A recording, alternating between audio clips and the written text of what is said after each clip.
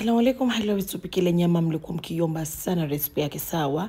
Hii nyama iangalie vizuri maana jina sijui. Sawa, utanunua nyama kama hiyo yangu, hakuna kukata kabisa. Unaitengeneza kama ninavyofanya mimi hapo. Utaidunga dunga, utaweka mchuzi mix yoyote, chumvi, paprika, coriander powder, utaweka black pepper ambayo ni pilipili manga, sawa, curry powder kwa mbali, alafu na maziwa lala, soya sauce.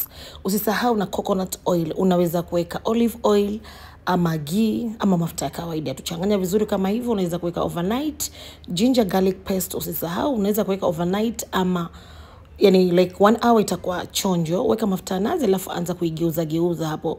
Uwe makini, si umeka nyama jikoni unkwenda kushika kazi ya kuangalia TikTok, sawa? Fuata la kupika, geuza. Kwa hivyo hapo mawili sehemu kama hii, ukiona hiyo mifupa imeanza kutoka, unaweza kuongeza maji kuendelea kupika hapa. Ongeza viji maji kidogo. Usipoweza weka kwa pressure cooker, lakini baadaye baada ya kuiva kwa pressure cooker utairegesha kwa ile pan. Utanyunyizia soya sauce na pia mchuzi mix yoyote unayopenda, ama sio lazima. Mnaona so inakuwa rigirigi hapo, yani inakuwa tamu sana. Pale YouTube unapatikana kama Hadija Shabani, nenda ukanicheki.